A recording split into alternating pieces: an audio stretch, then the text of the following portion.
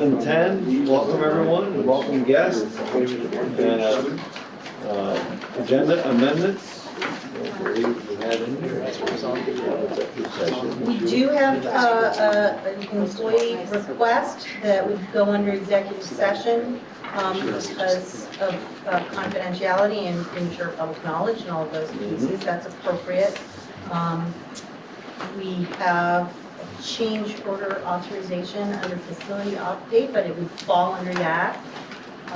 We could also talk under that or under the superintendent's report. Actually, I could do the quick claim deed update or question.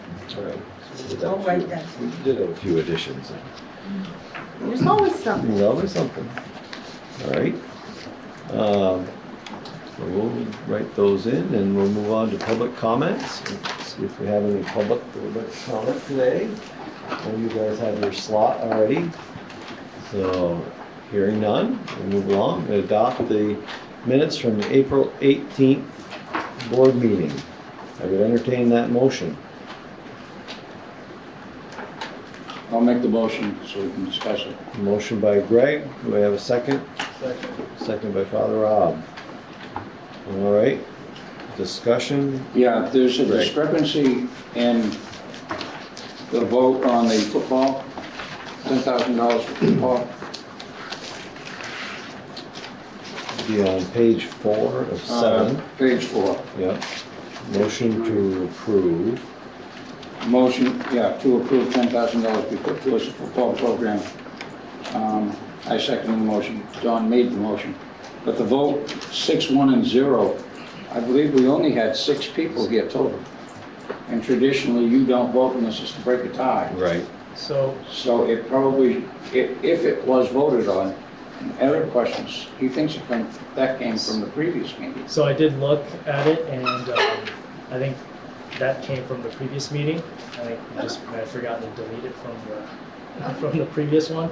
If you look at the March. So it was 6-1 and 0? So it came from the March meeting. So we voted in March, not in April. If you look at the March agenda, or March minutes. minutes, it's in the March one. That's right. So It does That's not right, because belong the in the 18th April. was a shorter meeting because you had a meeting earlier in April. Well, you know, in April, in March, it was not an official meeting, we didn't have a quorum. Is that the meeting we did not have a quorum? No, No, the March 11th meeting, we had 1, 2, 3, 9, we had all of us here. All of us. Oh no, Richard Flint wasn't here, I'm sorry. Vicky arrived a little late, which is okay. I'm not gonna hold that against you. Yeah, because I mean, if you count the people, Richard wasn't there, and then Vicky arrived late. If she didn't participate, that would have been Okay. 1, 2, 3, 4, 5, 6. Actually, 1, 2, 3, 4, 5, 6, 7. It would have been 7 counting Vicky, so maybe Vicky arrived, and that's where we got 6-1. 6-1, okay. So that. So we just need to remove the football section. You're pretty sure that motion to approve section doesn't belong. Yeah, I mean, it's in our March Okay. 11th minutes. Where we, It's already in the minutes for March. yeah, so it's not in April. It's Okay. not from April, it's from March. It's important, it should be in some minutes. It's in March's, So we just strike it from April. yes. Thank you. And that's why it's a discrepancy, so all the other ones are 5-0. Right. Anything else? There it is in March. Anything else? Go ahead, Don. Okay, this is not inaccurate, it's a personal thing, I guess, and I'm being picky. But if you want to look at the STEM fair with Ballard, it says this year was a very successful year, the most kids, I'd like to see the most students.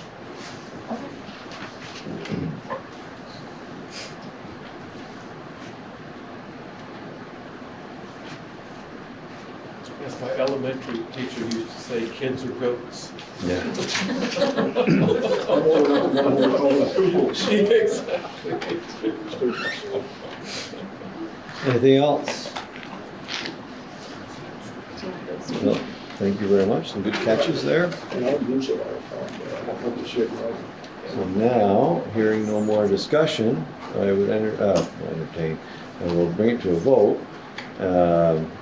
All in favor of the motion to approve the April 18th, 2019 board meeting minutes as amended, signify by saying aye. Aye. All opposed? Ayes have it, motion carries.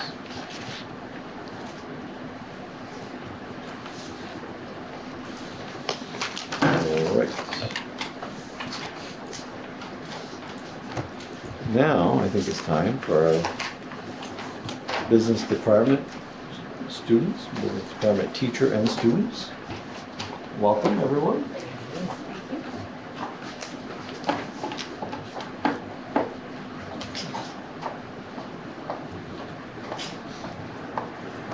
They're going to take it away. I'll just Looks like- introduce them really quickly. This is Zoe and Zach. They're seniors here at MVU. And all our students are rock stars here. But these are just especially rock stars that wanted to share some information about the business department. I'm Jessica Safarsky. I'm a teacher in the business department. And they're going to tell you all about it. Hi there, as Mrs. Safarsky stated, I'm Zoe Broski, I'm Zach Brady, and we are in fact seniors here at high school. every year high school. And we are here discussing the business department as we both actively participate in a variety of business courses here at the school and a bunch of different activities related to business outside of school. I don't know why. I think it's because I shared it with you. Yeah, it won't let me just send it, so. That's fine. That's all. So this is a list of all of the business courses that there are to offer at the school. So we're just going to go through and talk about all the different ones that we have taken individually and just how they've affected how we act in school. So the first base business class that is offered at school is career exploration. It is a class that is required to graduate. So we've both taken it. And so we took it in 9th grade. And when you're in 9th grade, you don't exactly know what you're going to do with your future. So when I did it, I focused primarily on the whole criminal justice thing because I was watching CSI at the time and I thought that would be a great thing to go into. So I studied that for a year and then I realized maybe I don't want to go into that, but it helped me steer me away from it, so that was a good thing. But with that class, I was able to do a few job shadows because I was also looking into going to music sort of thing, so I was able to job shadow a police officer and I was able to job shadow the VFA band director. And when I took that class, I studied software engineering, which I am still on track to go towards that for my future career. And the class really helped me to decide, or at least research colleges that pertain to me. And it definitely helps with life skills. One of those life skills that is real big to me would be resume building. It's something that everybody should learn in that class to do a rather good job with achieving those skills. Yes, I still use the resume that I made in that class Same today. as Yeah, so we both got jobs at Hannaford with it, so to be productive.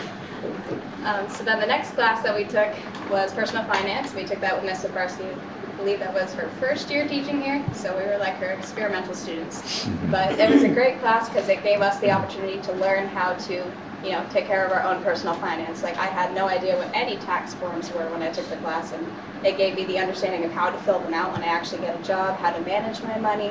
We did a couple online computer simulation things in it, so we can kind of just pretend to be an adult for a day and try to figure out how to pay for things.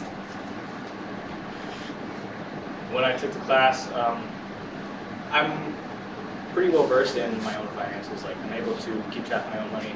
The class helped me build further upon that. So for students who already knew and were in level of knowledge of myself, it was really helpful to gain more experience. And it's nice to be able to have that. I didn't take intro to business, but I'm sure it's a good class. But then the next one that we also both took was how to start a small business, since we're both kind of interested in that sort of thing. So when I went into that class, I have an interest in photography and videography, and I actually have my own small business doing that, taking senior pictures for a bunch of local students here, BFA and Rice. And with that class, I was kind of able to plan out my business. I developed a business plan for that business, and I was able to understand if I wanted to expand it, the ways that I could do that, how much the cost would be to like buy an actual studio and plan out my business that way. So that was a very informative class for me, and I was able to learn the difference between like smaller type businesses and like larger corporations, and it was very informative for me. I got exactly what I expected out of that class, and there was a lot of notes, but the thing that really spoke to me about the class was how we basically made our own business statements and stuck with that business idea throughout the class, making startup costs, all the finances that you have to put into the business in order to make it profitable, eventually, if not the first time. And I also didn't take the next class, neither did he, but I've heard many positive things about that. It's a new course to this school year, and a lot of the students have come out with very positive outcomes. They've learned a lot about marketing specifically in it. So then I didn't take this one.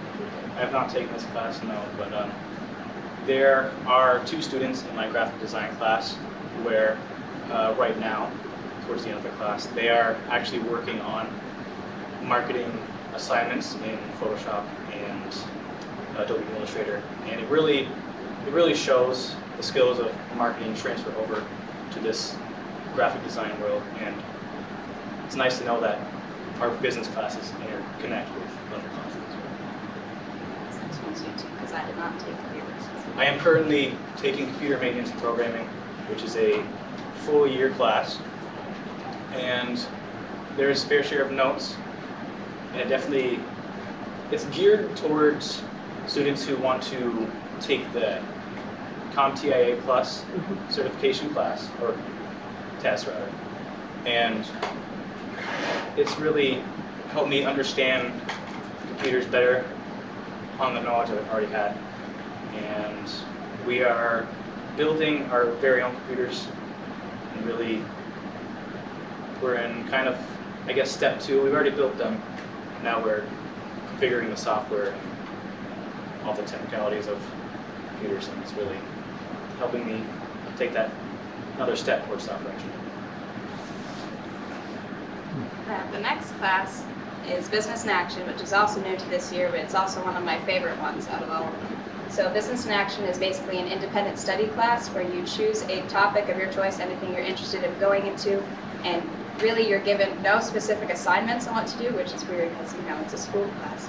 But you sit down every class with your computer and you just go to work, you learn everything you possibly can about the subject you're interested in, and then at the end of the semester you present a final project with all your findings.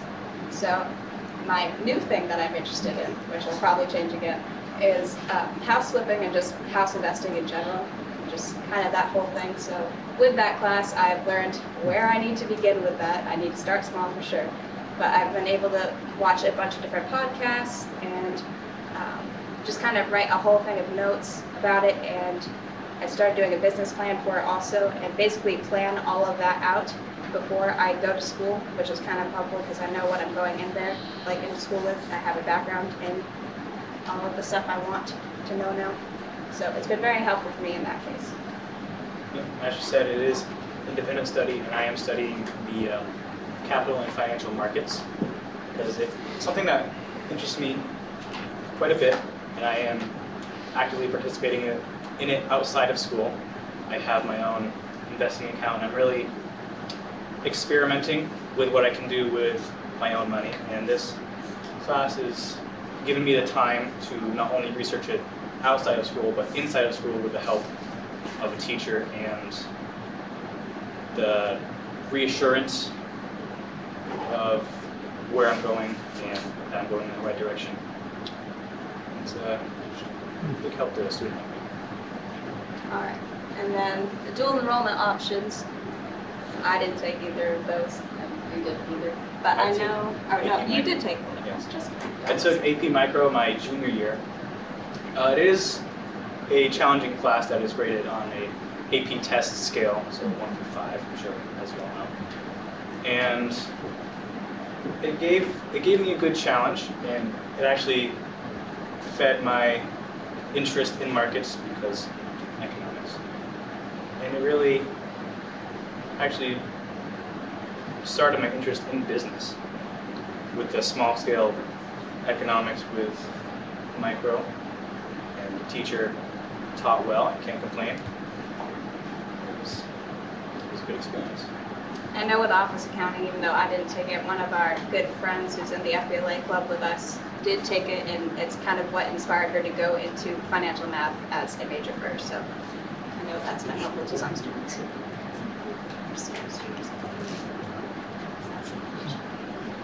And then this is just a list of all of the teachers we have here teaching business courses. I've had classes with all 4 of them. As is he? Yeah. Okay, so now we're moving on to the Business Education Advisory Board, which some of you here are familiar with. So that is a board that we are both on, and what that is basically local business owners come into the school and we sit down in one of the classrooms.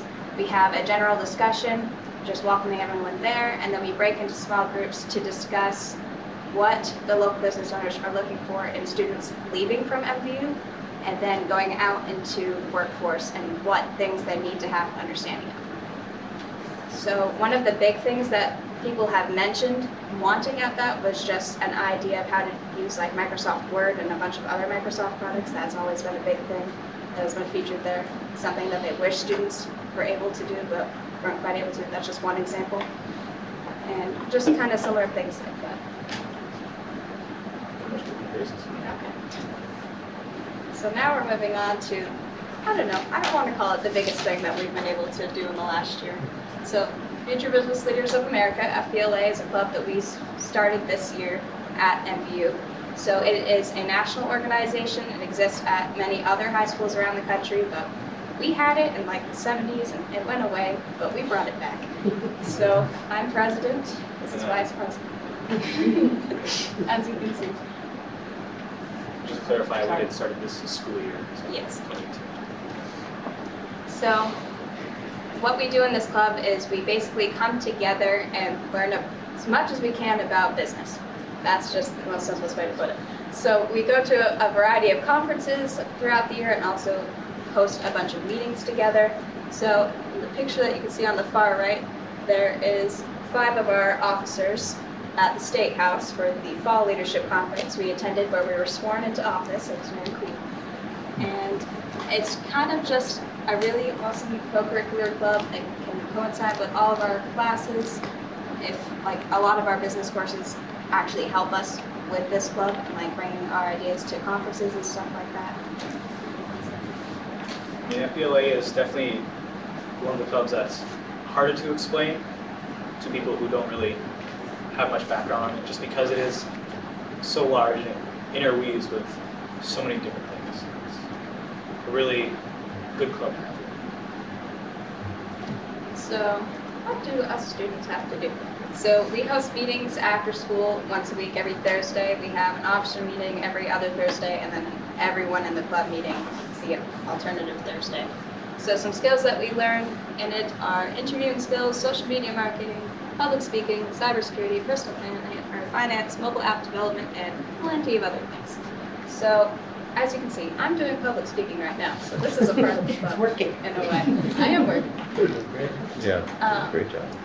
So the main point of FBLA is kind of to help us go to a conference in the spring. That conference. And it was held at Lake Maury Resort this year, and we fundraised all year and made just enough to get us all to go. We had, 12 of us went, I believe, 12 of us, and there's just over 20 of us in the club. So when you go to the conference, we all compete in different events, and there's a list of all the different ones you can compete in. So Zach and I competed in the entrepreneurship category, as well as our other partner, Casey.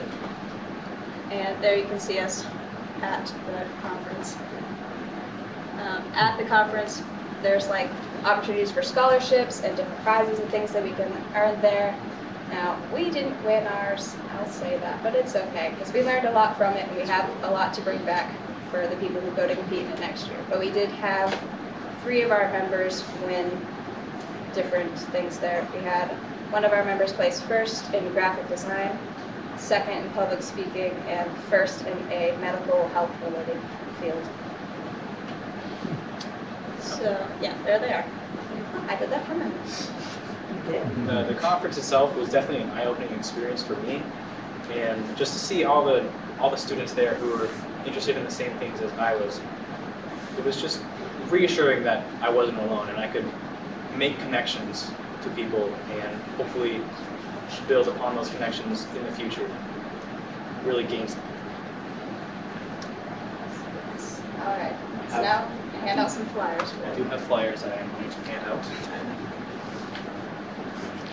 So if you have any questions, feel free to ask. I'm wondering if you want to tell the board what your plans after school and what, the business department has done in terms of helping you get there. Yeah, of course.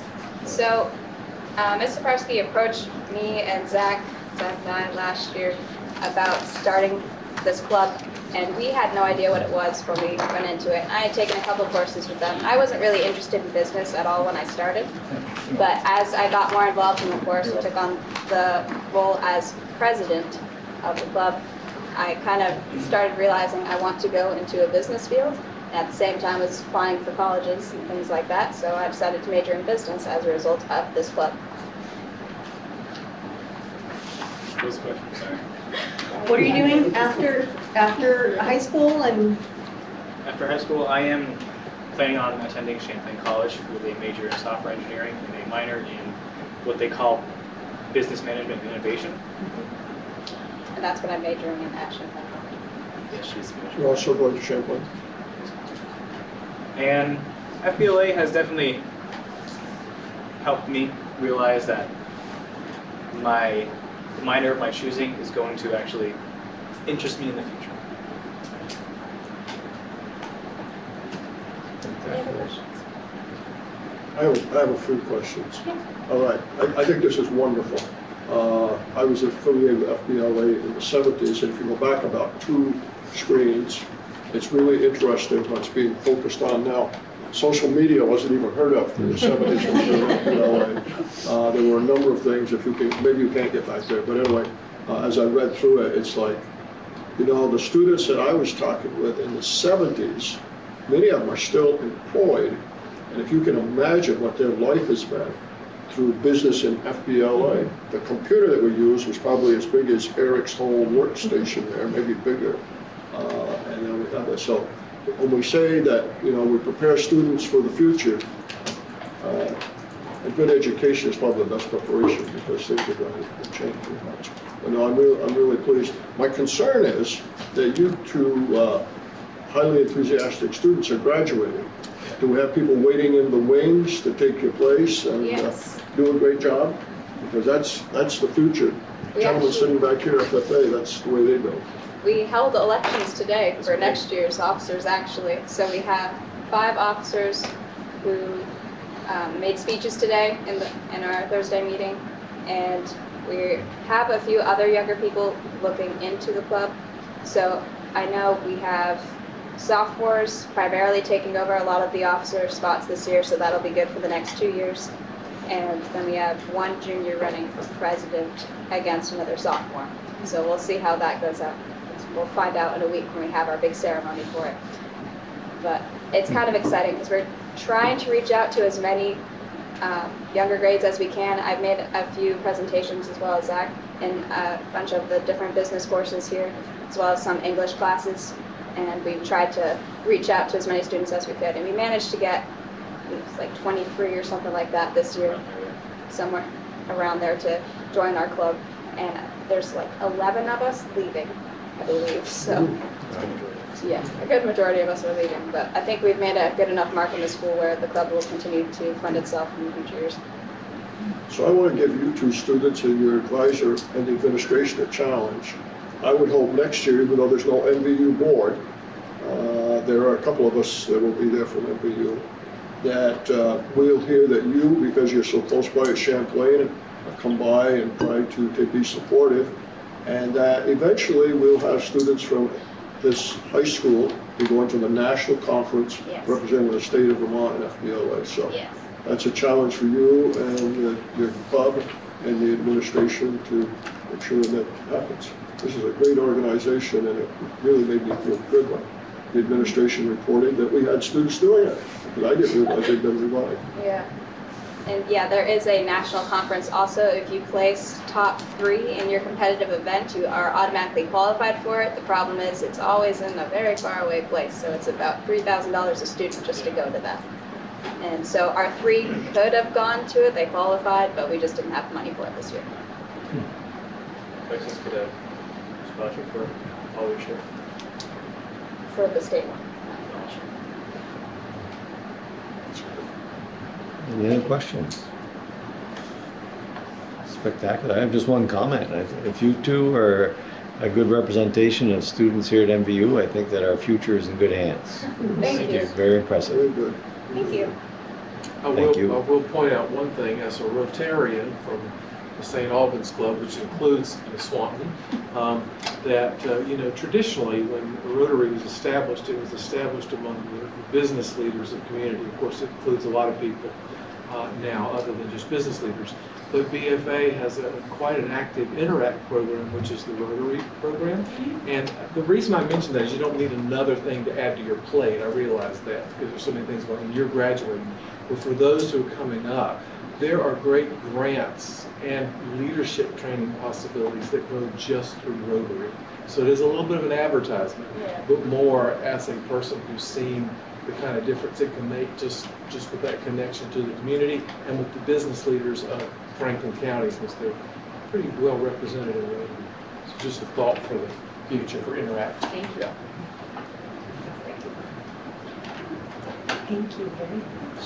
Thank you very much. Thank you very much.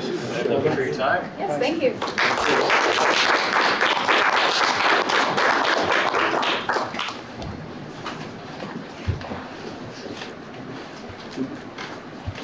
All right. It's going to be tough to top that one.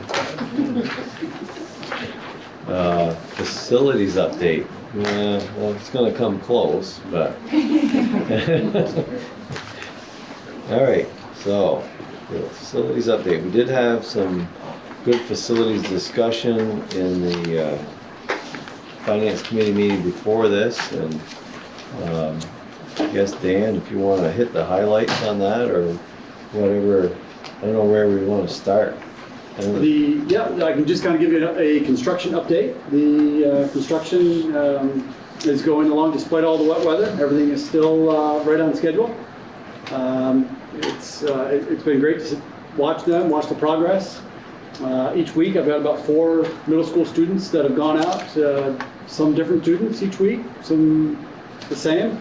They go on out, they get a tour of the facility, they learn behind the scenes, what it takes, all the engineering piece of it. So that's gone really, really well. Like I said, everything's on schedule each week. We meet with them. Paul Gregoire, myself, and Jay Hartman often meet with DEW, and they give us a week-long schedule as to what we can expect each day and what the progress will be. And so that's been very, very helpful because it allows us to know, when they're going to be working on certain parts of the building or tearing up walkways, and so when some of the heavy equipment may be just outside of a classroom or something along that line. And so it's been very, very helpful. So, but everything's going along as expected, and the completion date is still set August 29th.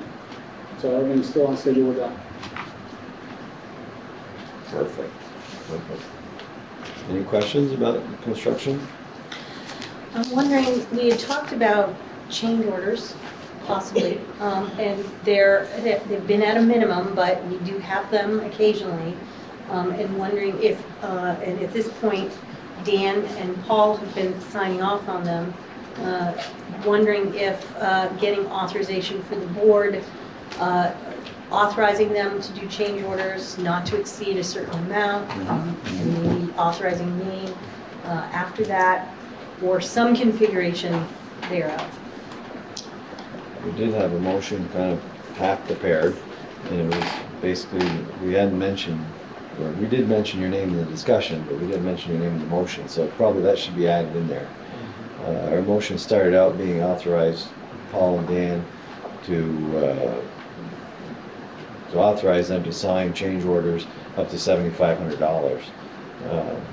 So I'm not sure how we incorporate you into that, but you would be, Anything above that would need to go to the you wouldn't need to be superintendent. involved in those, the 7,500 and less, you wouldn't have to be involved. So it would be just for the ones that come in over that. Okay, so I guess that can be worded in there. Paul and Dan up to $7,500, and then, I guess consult with Julie on higher priced items. And we also talked about, Laura would be getting these change orders, so, Right. she'd be sending those out to the board to review them as they come in. Yes. But obviously, we don't want to, hold things up. Right. There were change orders that need to get executed. Right. So, all right, so, Dennis, I have a question. I certainly don't have a problem with what's being discussed, but come June 30, we don't exist anymore. So I think we need to, it may not need to be in a motion tonight, but I think we need to discuss the mechanism going forward.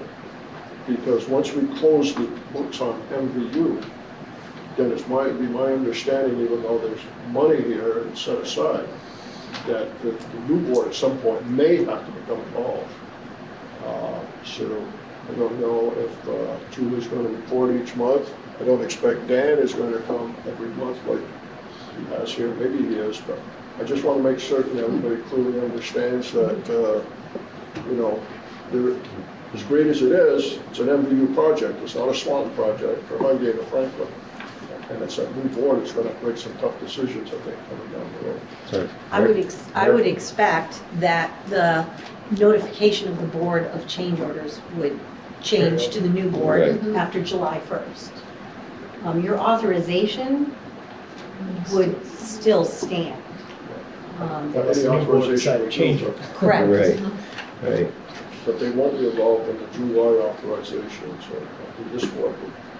No, this board is supposed to have authority over certain things until December or September You're or really just closing out business. closing out business, so it wouldn't include the bond project. No. It would, you would exist for purposes of auditing, should we need to. Yeah. With Yeah, the fun it's not stuff. something that has to be decided tonight, but it does have to be decided in the next meeting. I will say it's a public discussion that having dealt with, again, unified districts in both states I was in before, that principals and or their designee came to every board meeting and made a report if necessary, but not usually. There could be one delivered or whatever, but usually it was just general board information, but there was a person or an assistant principal or whatever that came to every meeting. So that's just the No, pattern I was used to. I don't have a problem. Our new board has basically talked about that, but that was only the 6 people who are there now. We're going to get 3 more in another few weeks. But we talked a little bit about it with administration. You were at that meeting. Yep. And Dina Seymour. How is that going to play out? I'm just saying that, if you pay attention to how the wheel's been turned in the past in No, I other think it's places, good. yeah, it can work. Absolutely. We discussed that today. Yeah. We do expect, and I had a brief word with Paul, because, that there will be an informing of the board, the new board, about this project. Hopefully it will all be completed in August, but we'll have reports to the board about that in the fall. So Dennis, how are you wording this? Well, I think just, to authorize Paul and Dan to sign change orders up to $7,500, then authorize the superintendent for change orders beyond that. And I don't know that she's not gonna have a limit. We haven't found them yet, anyway. Well, we will, After your set of your income, we'll how notify, much you want to get back. we don't want any change orders that are large at all. But I don't anticipate, but just in case, we want to make sure that things are taken care of in July when they need to be. Right. And we'll be notifying the board of all change orders. the board's, Boards, this board that's till right. the end of June. It's kind of hard to imagine life without an MVU board, isn't it? Even for me, and I've only been here 4 years, so I kind of got used to it. It's gonna be awkward at times. It is gonna be awkward at times. All right, so anyway, before we get too nostalgic here, do I have someone that would be interested in making that motion? I'll make it. Thank you, Vicki. Do I have a second? I'll second it. Seconded by Greg. So that says any amount over 7,500, Julie has to sign off in addition to all and then But under that, they can, anything over 20,000, all three of them need to. Yeah, probably do a blood sample. back to the drawing board. It's that. Any other discussion on that? Pretty clear? I'm just thinking 7,500 is 10% of our contingency. It seems might start to kind Yeah. of high. What's that, John? I'm hoping it, yeah. We have a not to exceed, so I would expect we shouldn't see a lot. Yeah. It is. John, what you said? I was just saying 7,500 is pretty much 10% of our contingency, so that's a pretty high number from that Yes. perspective. Just makes me nervous. But Well, and I guess I threw the question out there in finance to Paul and Dan, what number makes sense, and Paul did say between 5,000 and 7,500, so we could go lower, I suppose. take away some of Dan's signing authority.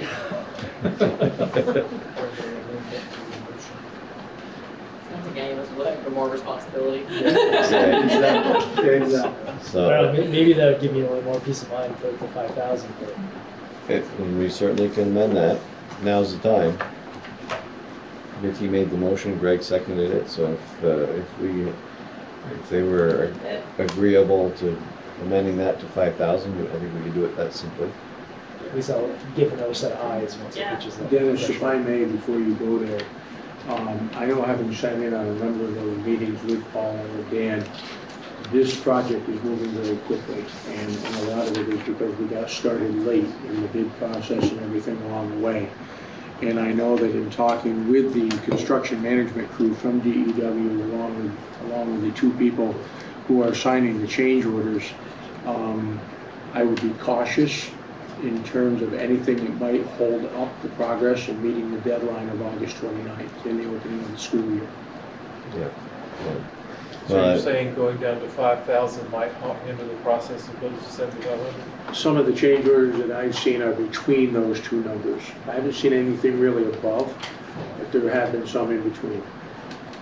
Now, I guess bringing the superintendent in beyond the 5,000, that wouldn't slow things down. Take too much time. Right, do you see that slowing the process at all, or I don't think so, no. I guess it just gives a little more oversight to any larger amounts, I guess, is my only thought. We've had 3 change orders today. Yeah. So we had- Actually, only took $1,800 and $1,300 that Paul told me today. Okay, so we'll hope there won't be any more. Or they'll be smaller.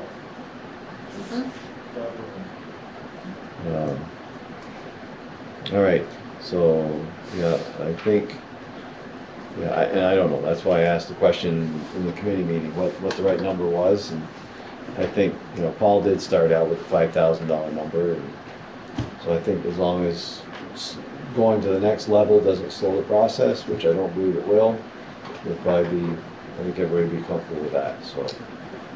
Any other discussion with that $5,000 number?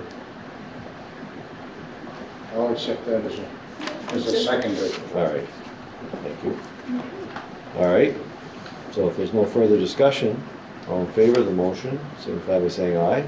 Aye. All opposed? Ayes have it, motion carries. I would ask on the June agenda, which I'm sure is going to be there anyway, that this item be there, that we talk about, what happens if we go over the contingency. I'm hoping we don't. Everybody says, the DEW said, and we went there, this is all good, all moving us tight. But I think we really need to hear from this board before we cease to exist, except for audit type things. What would be a game plan? Because I get nervous when I start seeing it continues to get really tight. And I think that this is the board who is best prepared to give Julie direction, moral direction on where do we go if, God forbid, the things start to unravel and the contingency's gone. So maybe it's a discussion we don't have to have, but I think we do. It's something to think about.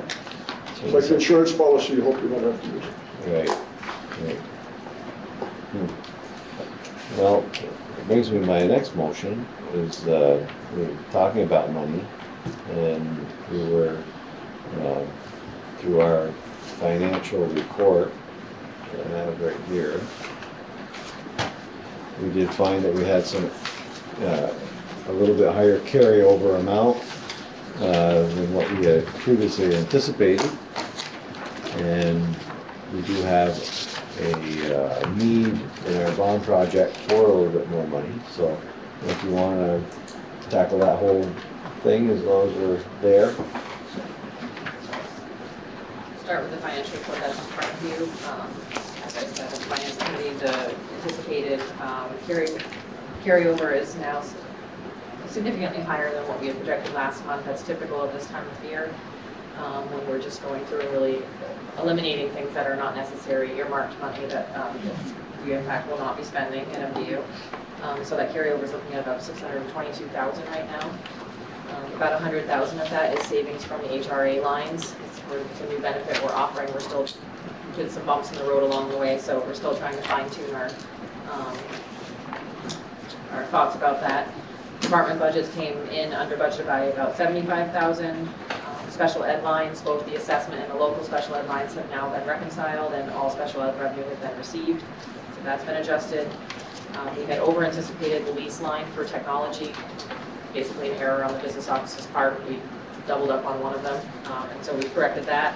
And plant is under-expended by about $72,000. So there's other, small variances. The plant budget, Paul has actively worked to try to come in under what he had budgeted.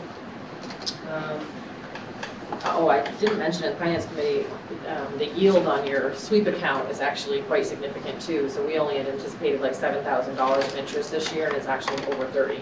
So the rate on that account is quite nice right now. So we're loving when those statements come in. Wow.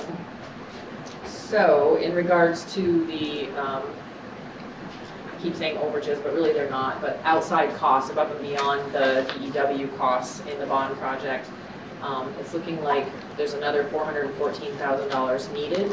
That is including change orders so far, all the costs for Lehman Lampier, and a transformer for JPod of about $32,000 that make up that 414.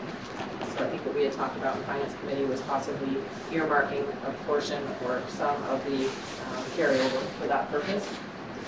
That being said, $65,000 has already been earmarked for the track. $50,000 is needed for year-end facilities, supplies, and just to get through the summer. $15,000 is needed for athletic department, so that brings the carryover down to about $492. That could be repurposed, so to speak. And the transformer was for the power deal that they discovered under the sidewalk. No, this one was actually, correct me if I'm wrong, but it's the transformer that you had was actually too big, so Gotcha. Swapping out for a new one will actually have quite a return on its investment over a very small period of time. How much of that? Yeah, if we actually pay it, $32,000. yeah, if we actually pay for it ourselves, I believe the payout is 16 years. We recoup the cost of it in 16 years, going from the higher transformer down to the lower one. We'll actually pay for it in 16 years if we buy it ourselves. That's the main transformer for MVU. Well, you say if we buy it ourselves, now if somebody else buys it for us, it should be even better. If we knew somebody like that, yes. Yes. We need the right friends. It's like a big farm up in No, we need better friends than that. Was there a Honorary boucher. That's what it's put a plaque on it. Yeah. paint it like a cow. So large that it couldn't be used? It can be used, but it's outused its life. Okay, so it's lifespan. Yes. Okay.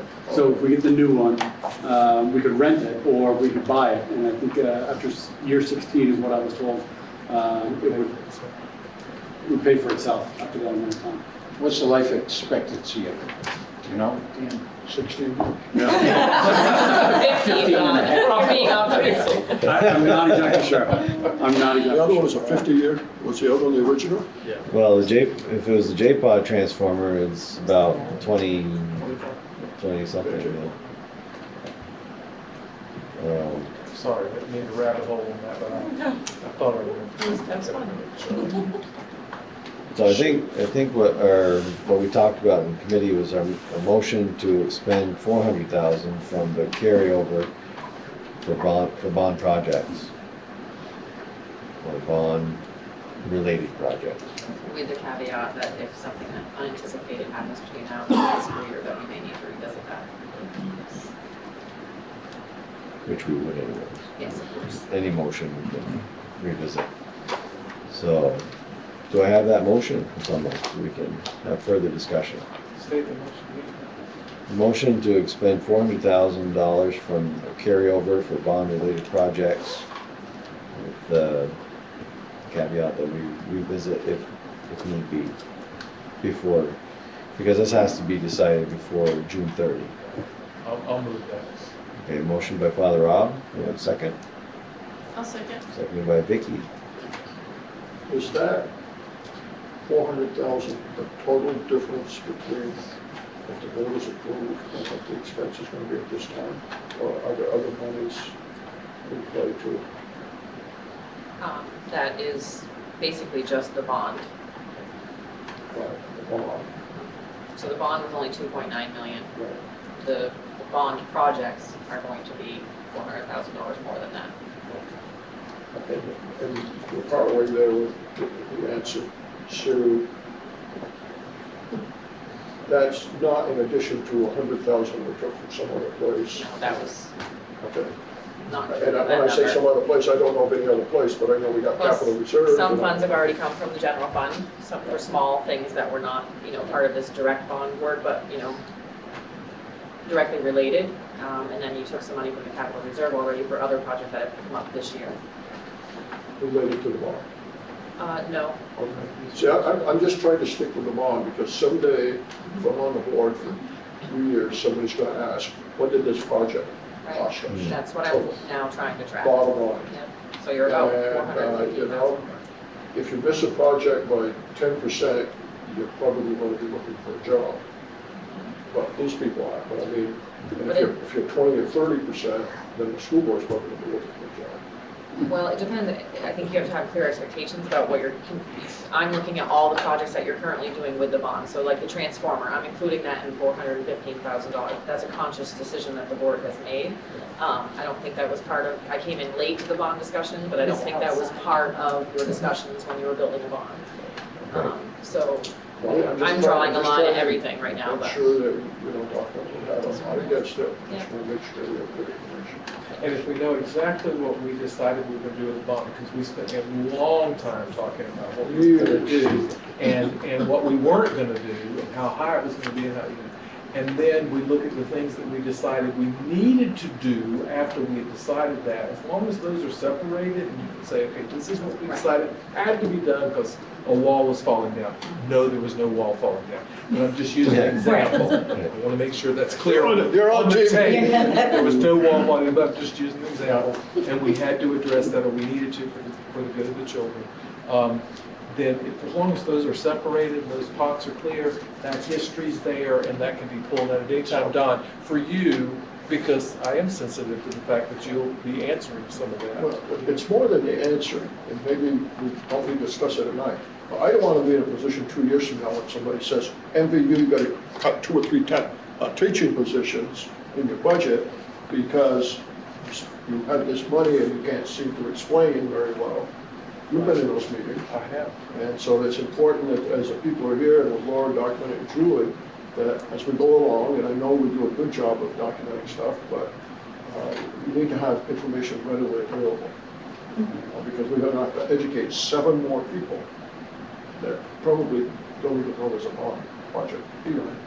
Maybe some of them do, maybe Vicki gets on 6 more people. Okay, I'm comfortable with it, but I don't like to do it, like to say, oh, you're going to see. All right. That's why I'm doing what I'm doing. Any other- No, I know. No, I want to know. She's tracking I want to know everything. also. That's Yeah, what we're- yeah, yeah, I want to be able to ask those First questions. thing I have, there's a business. So any other discussion on the, basically allocating money from the carryover towards this bond-related projects? Hearing none, all in favor of the motion signify by saying aye. Aye. All opposed? The ayes have it, motion carries. All right, did we have anything else on the construction or facilities? I don't think we did. Check warrants, I guess, oh, okay, I guess, yeah, that's the end of facilities then. Check warrants, I do have a check warrant report in front of me. I would entertain a motion to approve the check warrant report in the amount of $340,177.85 for the dates April 13, 2019 to May 17, 2019. Do I have that motion? Motion by John, do I have a second?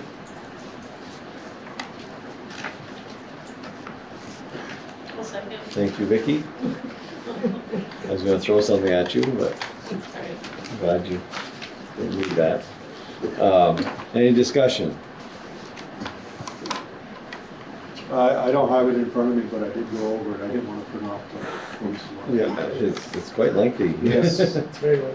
Did I read this correct, that we're paying $6,500 a month for rags and mops?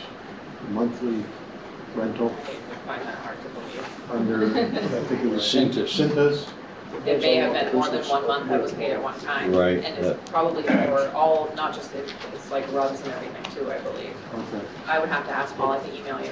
Did you get? I looked at that, and I asked Paul about it, and he wasn't, it didn't give me a clear answer. I can follow up with Yeah, Anne there it Marie. is. Is that it? Well, John's probably got it right in front of him. Who's the vendor? He wasn't sure about what was purchased and what's rental and that kind of thing. And I thought that the mop heads on the sheets that I looked at, it looked like they were purchased. I didn't see any separation between rental and purchasing. Page 7. I'd be happy to get on details and email that out to you tomorrow from Anne Marie as And well. I asked him to take another look at it and to let us know. I said I didn't think I would hold up the approval of the whole check warrants because of that, but I'd like him to look at it and Simplex a is little the bit more. vendor. Simplex is the vendor. Oh, Syntax. Sin, CINT. okay, that was a Check vendor, that's, 059440. 059440. That's some things that came together. she's good with numbers. I know, I was like, wow, that was good. I saw the same thing. No, it's quite a lengthy. I'm sure it's gonna be lost. And to rent, I think what they do is they exchange them. why would you rent? So they don't actually clean Go them, they back just and get exchange laundry the or something. contents. For new ones. Yeah, so you pay for them as you use, but yeah, $6,000 is a lot. Then you get a credit back. There's a whole page. Tunnel trucking. As well. They just charge you for the You pay for that. price.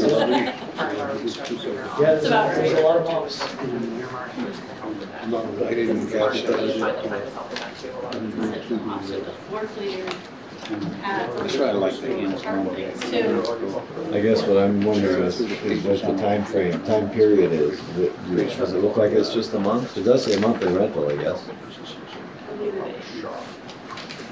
So that would make it sound like it's just a month. No, it's multiple months. I know Anne Marie has gone on vacation with her daughter to visit colleges, so I think there was your bills, that is the first cycle. Yeah, first one is invoiced March 28th. Last one was invoiced May 16th. Okay. So 3 months. That makes it. That's a pretty, that's a good one. Eric, did you hear that? Well, it might be quarterly, they We might just- only bill quarterly, if it's 3 months. It sounds like it's a quarterly billing. That's what we're finding in the billing here, so. Great catch, great question. It looks like that's what it Still seems is. like a lot of money. Well, But there's a whole, yeah, there's quite an invoice there If for those sure. are just rentals, they're renting mop frames. Why would you rent a mop frame? I don't know, that's a good question, because yeah, it does have mop handles and all Yeah. sorts of stuff like that. You'd think you'd only need to There rent wouldn't be the rental cloth items, they'd be itself. purchased items. That's why I asked them to look at it. Yeah, so Laura will clarify that and get back to you. And another question I had on page 11, JP Resort, 9th grade dues and fees for 15. That's their end of the year field trip that they're taking. $6,800. Does that come out of our budget or theirs? It's coming from a couple different budgets. So it's so that there's a 9th grade team budget that they use for their end of year field trip. Some of the departments pitched in some money. It's a reward for their work on the standardized testing. The reward for work on which? The standardized testing. Oh, Yes, okay. back testing. Good investment. Yeah, I think there were like 9 lines that contributed to that. Oh, that. Students. Good investment. Administration. If you want some more details, it was for 139 water park admissions, Cooks and Reels apartment rentals, that's a theater, ice house rental, pizza, lots of pizza. It's 9th graders, they're eating Pizza. And yeah, there is a note saying it's supposed to be coming from multiple budgets, and they didn't know how to separate it out. So it wasn't sure. I don't think we ever decided how you want to be pulling fund, or how to post this bill. Find They wanted to second. pull the funding, that like she said, several There's departments six- have earmarked money, six but budgets, we so- still have to charge it appropriately. We can't just charge it all into 9 different lines that may or may not be appropriate. So. Yeah, there's 6 different, Was there good participation in that? Did everybody go? It's coming up. Oh, it hasn't happened yet? Oh, Yeah. So I know the water park's inside, but still, it's nicer. I hope they have a good day for it. oh. A lot of rain. Ask if you come again for two. No. Any other questions or concerns? Yes, yes. All right, all in favor of the I got motion? another question. Oh, yep, here's your chance. There's 2 different companies here for rubbish removal. One is composting, I believe, and the other is for actual rubbish removal. So Myers container would be the compost, What's the and other one? Tuttle's is the Tuttle's. garbage. Yeah. Yeah, I see, okay. yeah, I think I looked at that one, and the Myers one is actually for bins. And when Paul and I had met, he had brought that up last week, or this week, I don't know, that he was going to be looking to go out to bid for the composting or have a discussion to try to negotiate that pricing, because it seems to be increasing. Myers. Not the traffic. Oh, I know, yeah, I think more and more companies do it. Yeah. We're having that conversation. There's a seed there, and so Schools, I think, target schools, hospitals, like those big public buildings, or maybe universities, are being held to a much higher standard. Certainly don't want to rush anybody, but whenever we're ready. You're good? I'm good. Okay, all right. So all in favor of the motion to approve the check warrant report, signify by saying aye. Aye. All opposed? The ayes have it, motion carries. We'll circulate that for signatures. Alright.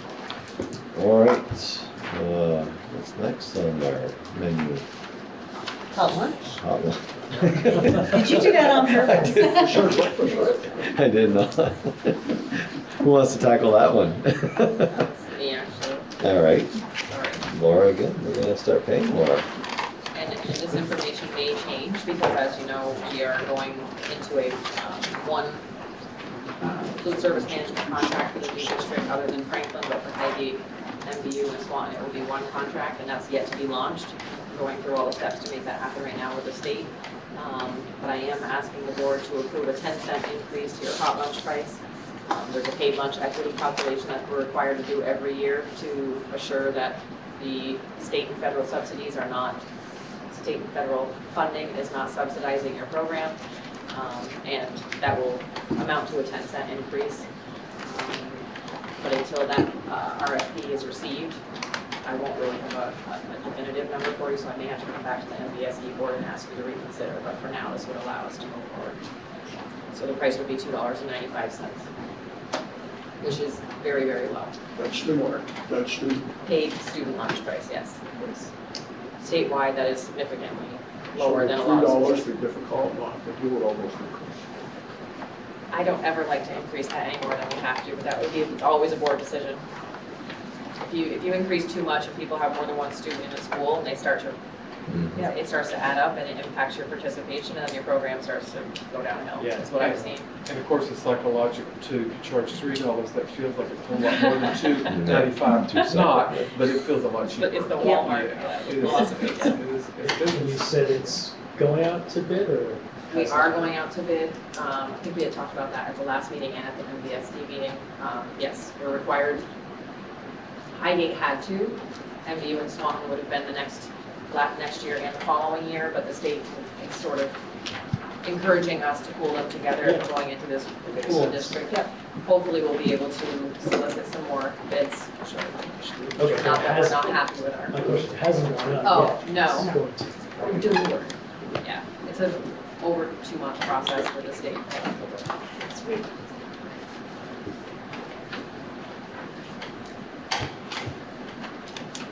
All right. I missed, motion? I need a did motion. we need action on that? We Yes, did, we did. okay. So we need a motion to, you're just looking for a 10-cent increase. To $2.95 for the paid meal price, yes. 95, okay. All right, so I would entertain that motion to increase the hot lunches for 10 cents up to $2.95 per student meal. So I have that motion. I'll move it. Motion by Father Rob. Second? Second. Second by Vicky. Do adult lunches work too? So, They are higher. Right now, the adult lunch is no, I just wonder. $3.70. Are we increasing those 10 cents too? I don't know that yet. Yes, every year usually we do a little bit. Any other discussion? Did you say that 10 cent isn't 100% certain yet, or that's what's recommended? It's what's required by the calculation that we have to do, the paid lunch equity calculation, but it depends on how the bids come in for this RFP. We may have to readjust, even though it's going to be a fixed price, but we still might have to adjust. So is there a possibility we could lower it back down if it wasn't as high, or if it obviously will not be? No, the likelihood of dropping it down would be Okay. probably be 0. So I'm not understanding, so we've been using the Abby, and that could happen still? Yes, it could happen. Yeah, we're just, Because I know it's been popular. yes. We've had wonderful success in our schools. It's just, obviously the state and for us, for comparability, would like to receive other bids if possible. And pooling them would hopefully allow us to do that. We'll see. Any other questions on the hot lunch price increase? Hearing none, all in favor of that motion, signify by saying aye. Aye. All opposed? You guys have it, motion carries. All right. New business. Yes, because of the construction that's happening here this summer, we will not be holding summer school here in the building. We'll be without power for at least a week, at least 2 weeks. That 2-week window is, never locked in, so we know between this date and that date. So we have, luckily, the Nativity School in the old St. Anne's School is going to allow us to rent space there. We already do rent space from them during the school year. We have the use of 5 rooms and the gym. And we'll be coming to you with hoping for you to authorize Dennis to sign an agreement. It's $4,000 for the summer. And I think it's going to be very necessary. We have a very busy summer program. Don't know if you have anything else you want to add, but I think it's definitely wonderful that they're able to help us out in this. Yeah. What did you say that Nativity. The Nativity School. You said $4,000? Yes. What if we got a board member discount? Does anybody have any questions on it? Are we including that in the cost for the bond project then? So that's part of the disruption? Typically, this would come under purchase service, under instructional line items. This would be also part of Carol's program. It's not something that MVU is paying, correct? No, this No. is MVU summer program. Summer Oh, just your summer, It's our summer a school. different summer. It's Summer our school. academic summer school. but Special education, Carol's and program will it's use more it than as well. one, As an in-kind or something. more than one funding source. Yes. Did we have to adjust the number of courses available for the summer because of the change of location? So, there are a couple answers to that question. For the after-school activity type programs that are happening over the summer, the Crossroads and after-hours programs, she's actually going to be using several different sites. She's going to be using the Swanton Library, she's going to be using the site at the Church of the Nativity. Some of the programs are going to happen in the Ag Building. She's doing one of the programs at the Highgate School. So she's spread out her programming so that she didn't have to cut any of the opportunities for students. In terms of summer school, the academic program that happens in the morning, because this 9th grade group is the first group to have the proficiency-based graduation requirements, we had to adjust our programming anyway to help supplement instruction for students to move on to grade 10. So it was a slightly different year anyhow for a variety of different reasons. Well, the adjustment was it up or down? I think we will be serving a lot of students, but it's going to be a lot of 9th grade students in particular. Historically, it's been a lot of middle school students. Okay. And we also have special education summer school Yeah. that will be happening there as well. It'll be a busy place. We will have driver's ed on campus. They'll be using the Ag Building. So we will continue to have driver's ed this summer. And they'll be using, since we're not losing power to the Ag Building. It's a different power source. We expect to use all 5 rooms plus the gym. Oh, yes. And the cafeteria. The gym, the cafeteria. Yeah, Gym material. perfect. All right, any other questions? Did I have a motion for that? Clarify where the expense is going to be put. I think all we needed for a motion was a motion to authorize the board chair to sign the agreement with Nativity. Yes. Your question is, some of it is special ed funding, some of it is local instructional funding under, I would assume, purchase services. Okay. But is there I didn't know about it till now. any other charge to the construction project? I don't think it's No. appropriate, but.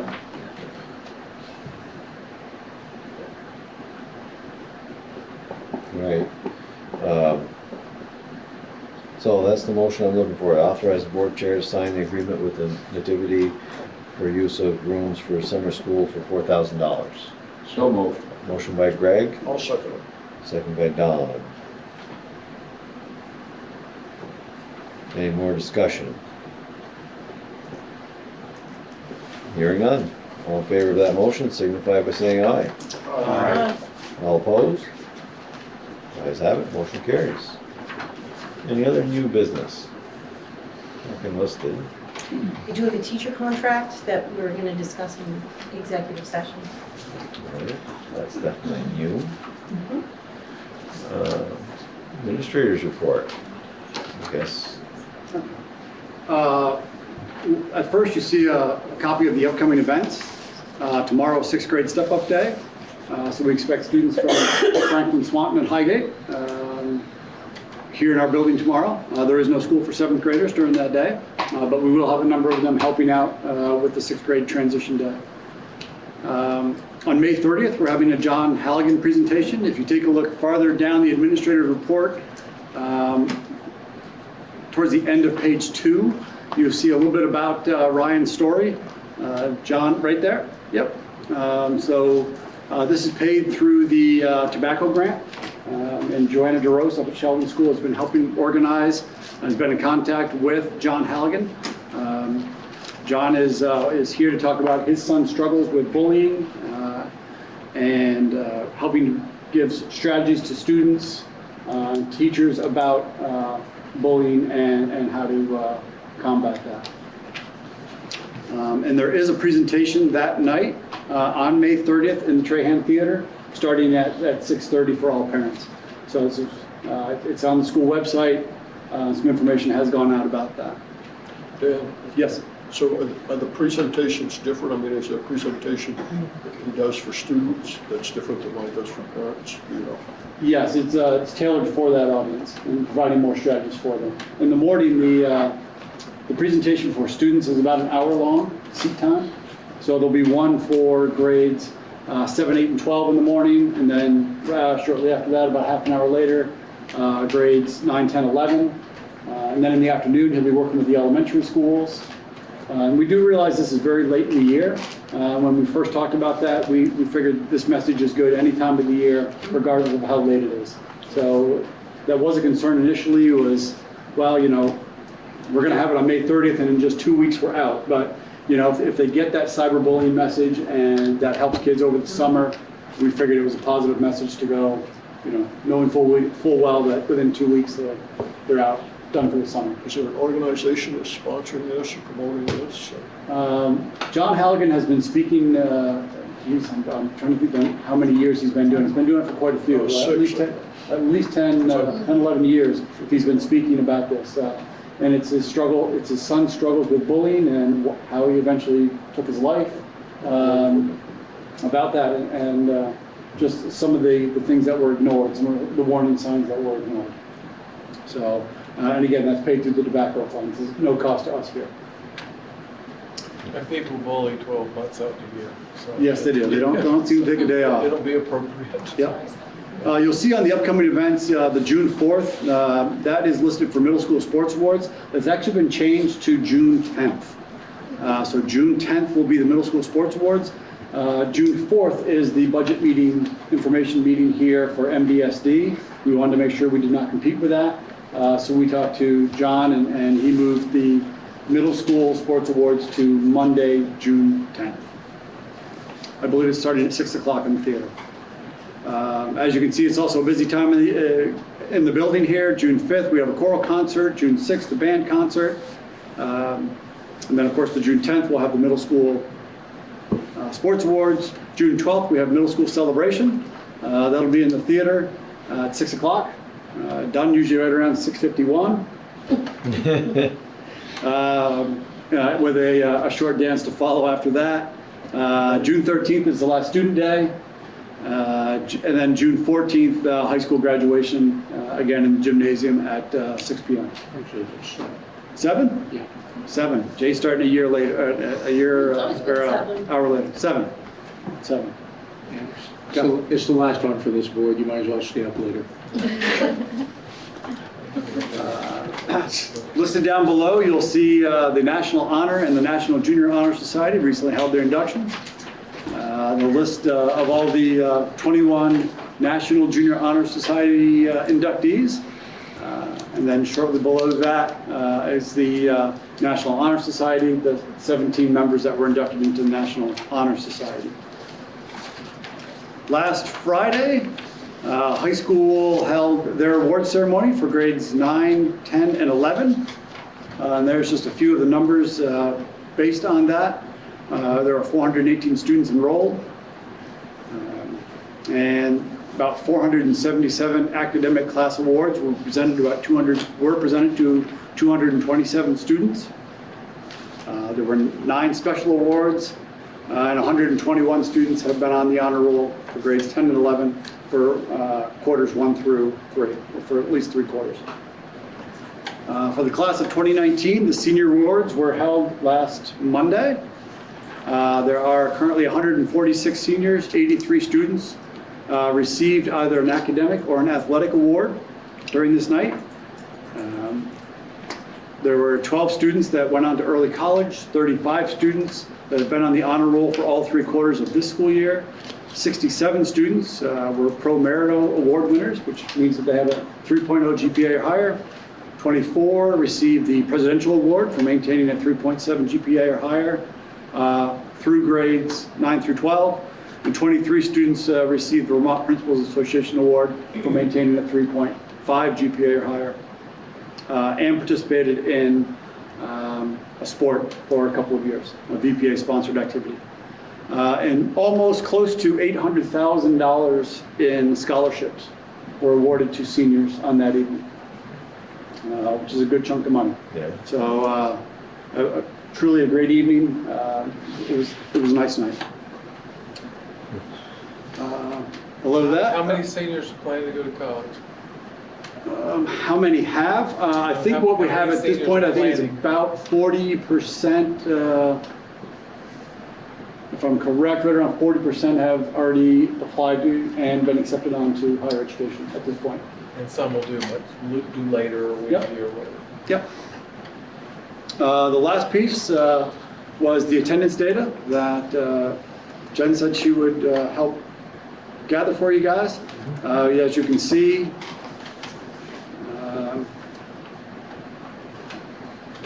Our enrollment's up about 20 students from this time last year. Uh, It's been raining every day. what's that? It's been raining every day. Yeah, exactly. Whatever works. So as you can see for the 2018, 2019, on average, you're talking about 82%. For middle school, just about 95%, and for high school, it's about 76% daily attendance rate. I know I said it before, but I'm really concerned about that high school percentage. I can't imagine missing 20% of the time. Well, and I'm not just thinking about the children, but I'm thinking about having been a teacher, how hard it is to make up that material. You never make up the experience, but you do your best. Yeah. And I know it concerns you. This is not new news to you. I know. It's truly a nationwide issue, and it's all throughout the state of Vermont as well. And whenever we go and talk to other administrators, everybody's wrestling with the same thing. It's, how do you get kids in the door? And it's getting harder and harder to get them through the door here. Does the state have statewide data? Do they collect public statewide data? It's a good question. I can't think of it off the top of my head, but look. I'm sure they do, but I'm not Because sure. I don't know how accurate it'd be, number one, and how timely it'd be, number two, if it's 3 years old. But you look at here, 93% middle school. I guess there was 1 year that middle school took it, how much? Do we know why it dipped that 1 year? 2018 middle school? Yeah, 2017, 18 middle school? 93 down to I think it 83, went off and vacation. then back up to 95.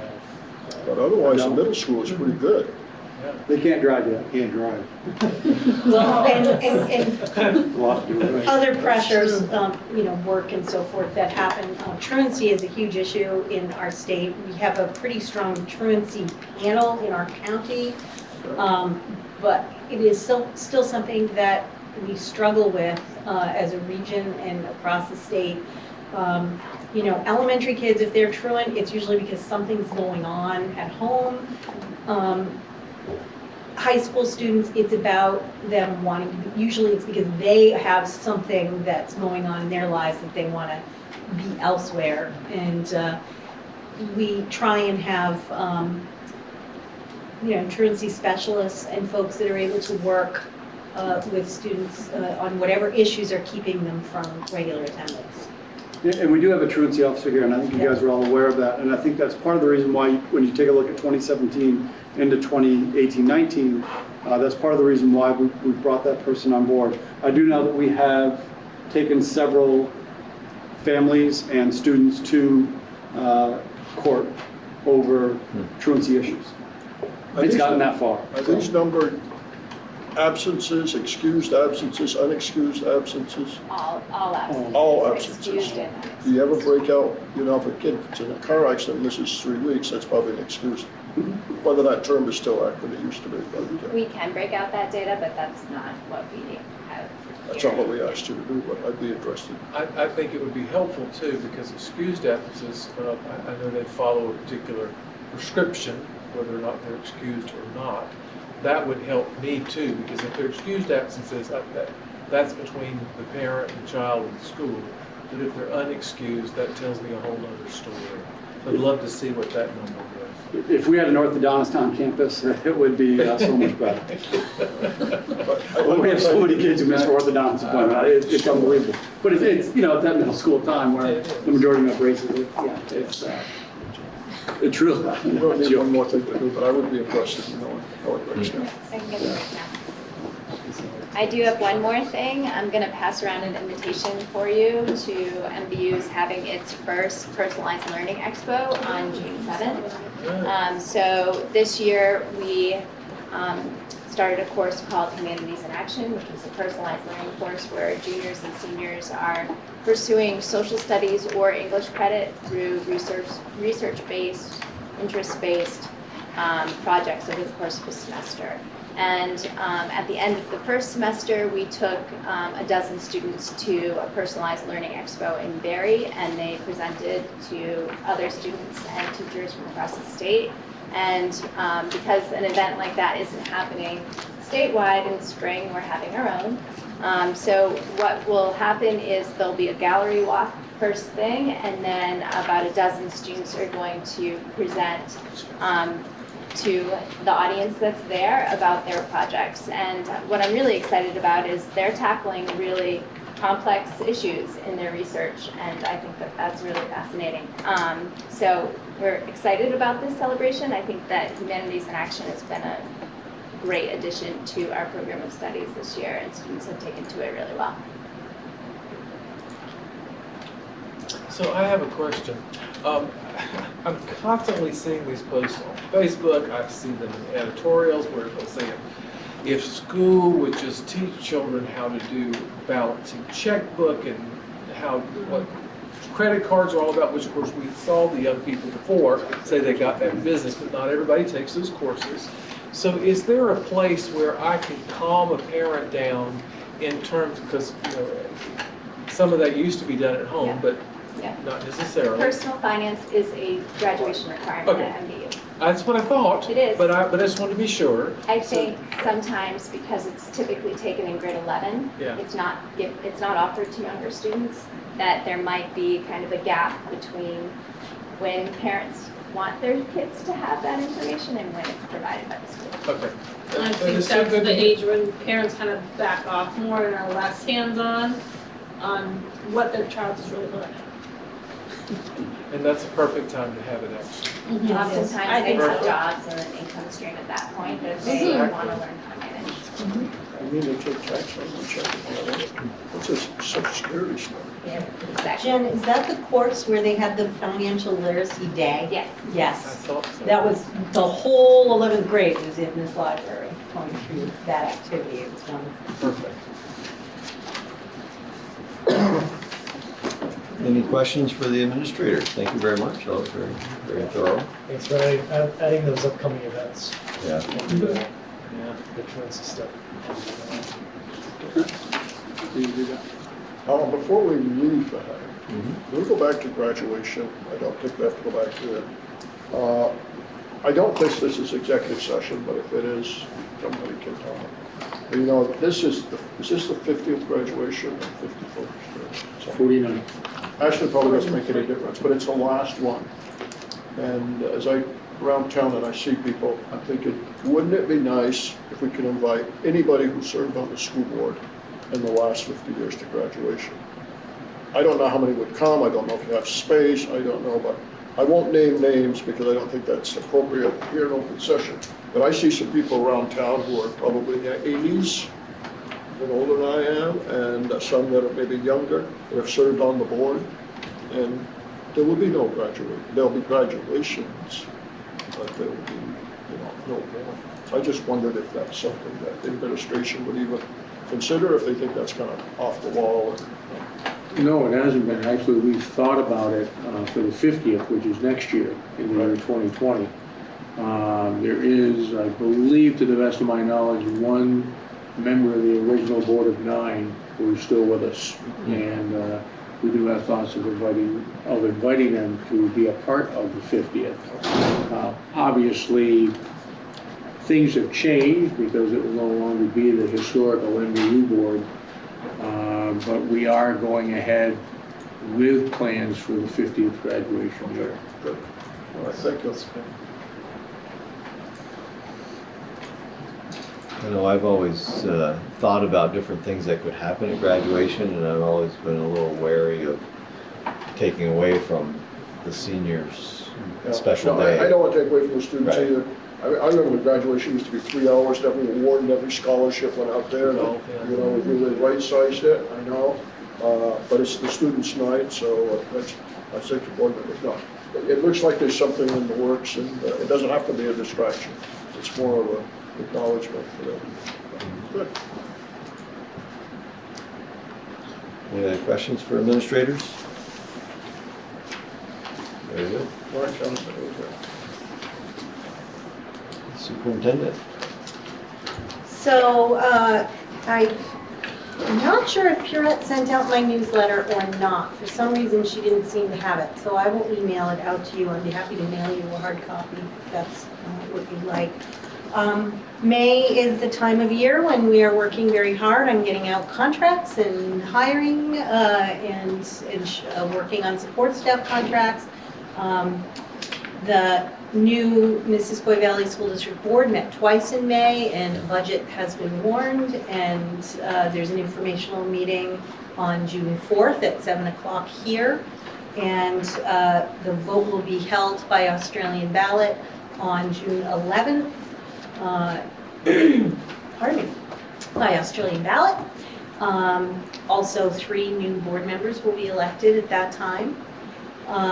We've taped Channel 15 public access informational presentation yesterday. So we had the board chair and another board member attend, and Lauren, myself. So I think that will help, and we're going to work very hard to get information out to the communities about the importance of passing this budget, and hope that everybody comes out to support their schools. That'll be posted on the website as well. Absolutely. Sheldon voters just voted May 21st, this Tuesday, and they actually did pass the Northern Mountain Valley Unified Union School District budget. So I had, in this newsletter, I had put it out there so people reading it would know about that vote in that community. I just wanted to touch base briefly. We did some RTI work over the April vacation. A group from central office and myself went to Edmonton, Alberta, actually, to attend the RTI at Work conference. It's a conference that almost all of the administrators in our schools have attended over the past several years, really focused on improving instructional outcomes for all of our students. And Kosha Patel, Robert Jarvis, myself, Linda Rouse-Turner, Tanya Hayes are newer administrators who had not attended that conference. And the irony is we picked April vacation because we thought it would be a great time to go and there wouldn't be anything going on and we wouldn't have any votes happening. And then, of course, with Act 46 and the delays, there was actually an informational meeting that we missed because of canceled flights and things like that. It all worked out again. But it was actually very good work. We've had some meetings since then to talk about how we continue forward with this work. It's been ongoing work with the administrative team. And also at the same time, Jen and, let's see, Julie Curtis and Sarah Gates and Tyler Meggs. Tyler attended, and Tanya and Kusha. Tanya Kosha and I, and no, I'm trying to think of the Sheldon teacher. Oh, Leslie. Leslie, thank you. I apologize for that. We attended a personalized learning workshop that was a big joint meeting in Colchester of superintendents, special ed directors, and curriculum directors. We had a fabulous panel of students who presented about personalized learning and the opportunities that they have taken and how it has helped them become more engaged. It was really wonderful to hear from students. It was a really heterogeneous group of kids. It was not just a group of kids who are just high achieving, you know, always knew what they wanted to do kinds of students. There were some pretty disengaged students who are going to college that really spoke about what their ability to forge their own path has done for them. So that was pretty powerful. And the team is continuing to meet about personalized learning at MVU and how we can continue to strengthen those opportunities. Julie, DPI, the Department of Public Instruction in North Carolina, put us through intensive training for RTI and solution training. Yes. So I want to speak highly of it. I really did think a lot of it. So It is high I'm quality. excited. It was amazing. It cost a lot, but it was amazing material. Very productive work. Is that their home base? Oh, gosh, no. I think they're out of California, California. but they present all over the world. And it was actually, it was sponsored by the Edmonton Public School System. So it was this huge group of Edmonton educators, and they had a big map of where all the conference attendees were from, and people from all over Canada had attended, even people that you need to get in an airplane to drive into the Arctic Circle to get to the school. They were there. It was fabulous. And then there was this little dot in the northwest corner of Vermont, and that was us. We were the only folks from the U.S. So they don't do any of them in Hawaii, Cancun? There may be, but that was not where it was happening during the April break. Nobody could accuse us of going on a junket in Edmonton, Alberta. And There was actually, basically they nothing. book really quickly, so their conferences sell out really Yeah. fast. So there were some other options, but I think they were sold out. I'm pleased that you went to Edmonton. They Yes, did the business. it rained the whole time, and Outside of hockey, it's got all the things. you know, in terms of other updates, you know, the legislature should be stopping any minute now. They keep kicking it out a little bit. It looks like they are going to vote on the yields and set the yield. They did actually pass that, Very close to what we were using. which is really good. We don't like surprises there. So they should be wrapping up. Other updates that I want to give you, two. One is that we have a quit claim deed for MVU. We have one for every school district to, after the transition to the new board, we want to have a filing of the deed that actually tracks the transition of property. We don't have to do it, but it is a document. So I don't know whether you want to do it this time or whether you want to do it in June, but you may want to authorize the board chair to sign that deed. It does not have to be filed before the date, before June 30th. In fact, it doesn't have to be filed at all, but again, it is a paper trail that that documents the property. So you may want to authorize the board chair to sign that either before June 30th or after June 30th. I know that there are other districts that are waiting to see what happens with the lawsuit. As long as it's before December, when the board has no ability to do any business. If you authorized the board chair to do that, that could be filed at a later date. So I wanted to bring that up. So early July Yep. would probably be fine, probably makes sense, but we won't be meeting in July. No, but you'd want to do the authorization beforehand, Right. and that would allow the board chair to do that. And As long as we're talking about it, we've got a pretty good representation, maybe we should do it rather than wait till the 20th and maybe not have everyone here. Do you have copies of this document? You said it's not mandatory, but it's it documents, let me pull it out and I'll be happy to get a copy. Basically, the property's going to go to the MVSD. It describes the parcel and it is showing that the Missisquoi Valley Union School District grantor is giving it to the Missisquoi Valley School District, the grantee, at this point. And it describes the parcel. And there's one for each school district regarding that property. There are also other deeds for schools that have decided to sell or transfer property to their towns as well. I have no problem making a motion, but I'm not gonna make a motion if there are people here who want more time to think about it for next month. Well, and I think it makes sense not to sign it until late in the day, June 30th or the 1st, or anytime after June 30th. But it has to be authorized before. We can authorize it, that's what I'm saying, we can authorize it today, and then we'll be meeting again on the 20th of June.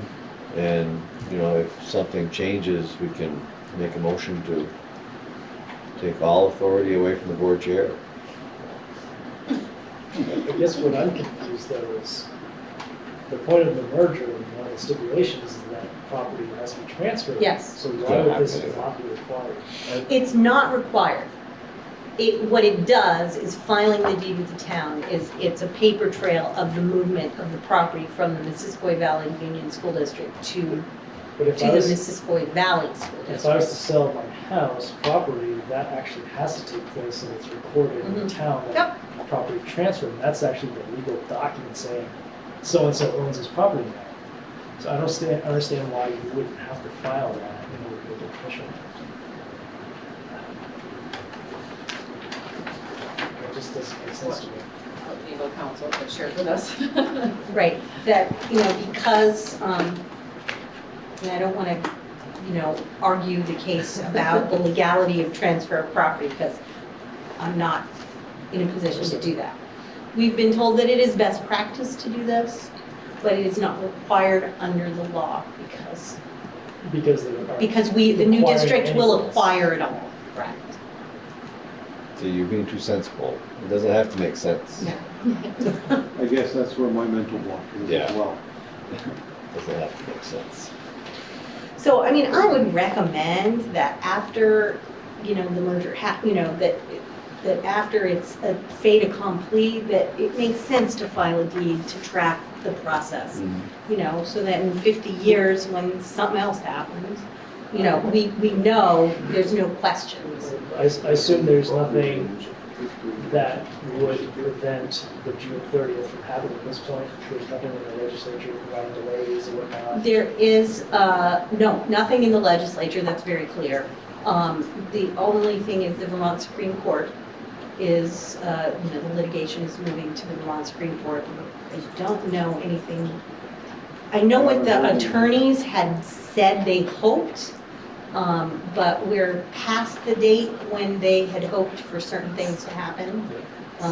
So at this point, Obviously, it's one of those things where we don't want to say we're going to do something and then something else changes. right, Well, that's why I wanted to wait until after June 30 to sign it, just in case. Well, what if we So- just did it December 31st, dated December 31st, and, and then that's the last legal. Right. New Year's possible day Eve you can could spend do it. here as No, just don't file it. If it's dated the 31st, Right. even if it was filed, it's not valid, you can always go back and if something changes, rip it up. That's what I'm thinking. At least at that point, we still have technical authority to sign it. Does the motion need to be made before? yeah, you'd want this. Only because if we don't get back together. Right. This board would have the authority to have the board chair sign it, The new board would be the receiver of the property. So you want to grant that authorization. either to sign it now or to sign it and, given the politics of the situation, I know, and the fact that we don't have to sign it before June 30, it makes sense to wait. There's enough questions on the table for us to at least move to June 20th. I think it's probably the wisest thing to do, but there's enough question in the air Right. that makes me a little nervous. What I just got them this week, and I've been, I joked to Laura, I spent like at least one full day reading deeds and going back and forth and switching and rewriting things with Franklin Town, which, so I've actually learned a lot about lately. But I haven't had an opportunity to get them all to you. So what I can do, and again, this one is very straightforward. So I'm happy to have them be part of your board packet for next month. And then you'll at least have an opportunity to look at it. I just wanted to bring it up this How time. does the fact that J Part sits in a different town, Swanton, how does that affect it? This is a unified district, so it's the property of the Union School District that's transferring to Yeah, that's the what's new weird. district. It's not like, It's not town different property. than a local school board. Yeah. Or but it's school. not like you're transferring physical property, it's more like the entity owning it. It's, Yep.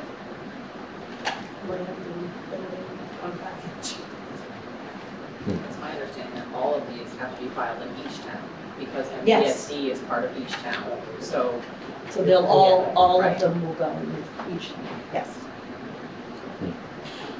So if that works for you, we don't need any motions right now, we'll do that in June. That works for me, that's the note I wrote here, so.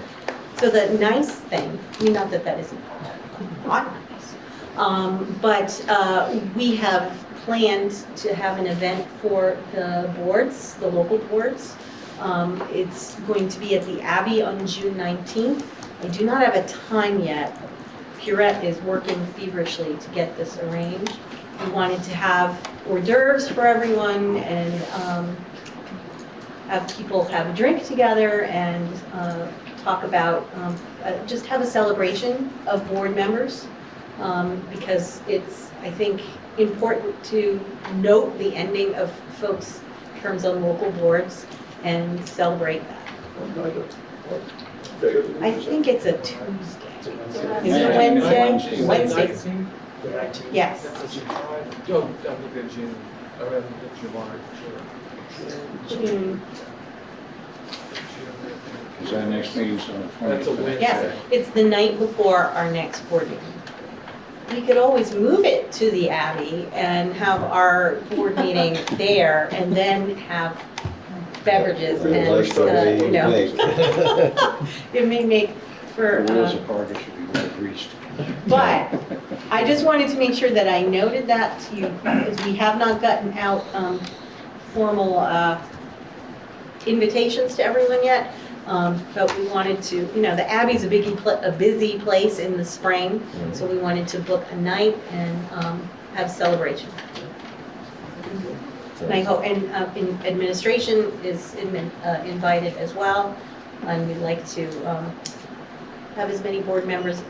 I know we weren't able to pick from a variety of dates and times, but I wanted it to be nice, or else I'd have it in my kitchen, but you all won't fit in there. So, I Sounds like think, fun. let's do that. Yeah, What time did you say? I don't know yet. We're working out those we details. show up early. I'll send stay out a late. nice invitation to everybody. They open right by noon, so, They do. yeah. Don't get started. Just stand up by the door. And they serve drinks. Yes, we do. All right, so we got next meeting dates. We got a few there. So, MVU meeting on the 20th, MVSD meeting, I see that's on the 4th at 6, and then an informational meeting to follow at 7, all right here at the MVU library. And then the budget vote on the 11th. Mhm. And graduations on 12th and 14th. Mhm. Anticipated executive session, I guess we did decide we had just the one. Or we two have things. two Anything things that are related to one another, but they're Okay. contractual and personal. personnel issues. So I guess then we also have our good friend Jim here. Did you have a report for us this evening? Here's your chance. Really? Oh, that's all right too. I missed the MVSD. No, you. Okay. I've missed their meetings. I came May 1st and there was nothing here. Huh. Oh, it was in Highgate. There was no information. So I did not find it in the calendar. So I came here because I haven't been to any of them, so the 4th will be my first with them. How many here are on that board, anybody? Don, Joe. Don and Eric. Yeah, and Vicky Yeah, is, so the 4th will be my first yeah. introduction to them. I'm still around. I haven't done much. I did send out an email to my committee members. We got a response back from one. I don't know if that was just from Heather, and she's busy through June, of course, with the greenhouse. I'm like, Yes, yeah. And nobody else responded. It really wasn't, it was more of an informational thing, so